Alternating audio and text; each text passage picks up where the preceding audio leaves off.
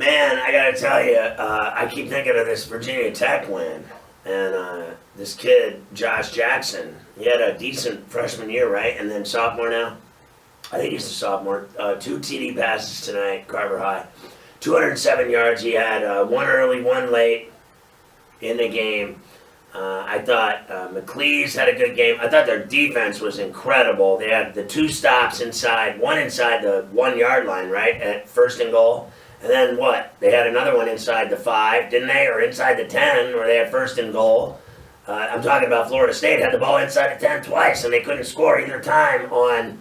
one time they got a field goal out of it. That was it. The other times they fumbled, missed a field goal, fumbled, and then made a field goal. So I just thought their defense was why they won the game, holding Florida State to 3. Were you surprised at all that Florida State came out in their home opener? It wasn't like, Miami went to Dallas and lost that game at a neutral field. This was a home game at Doak Campbell, and they got humiliated in Willie Taggart's debut. I mean, it was a disaster. That Francois, he threw for 233, but 3 picks. He was terrible. I mean, they talked about, but before the game, they talked about him like he was God's gift to football, and that he was the greatest quarterback since sliced bread, and that he was going to come out and change the fortunes of the Seminoles overnight. That they got him back. Remember they had Blackman last year? He was terrible. Now this guy's back, and he's terrible too. I mean, 3 picks in your first game back, I mean, it's terrible, right? I mean, there's no getting around it. And then they talked about before the game, all those geniuses on ESPN, they were going to slam Akers down their throat. They let him run the ball 14 times. Before the game, they said he was going to get at least 25 to 30 carries, slam him down their throat all day. Florida State, easy money. I was on Virginia Tech all night to win outright, paying big. What was it, like 240 on the money line? And then also the spread getting 7.5. So huge win. I had that on Ferrall on the bets as well, and on FerrallOnTheBench.com. All those picks were up.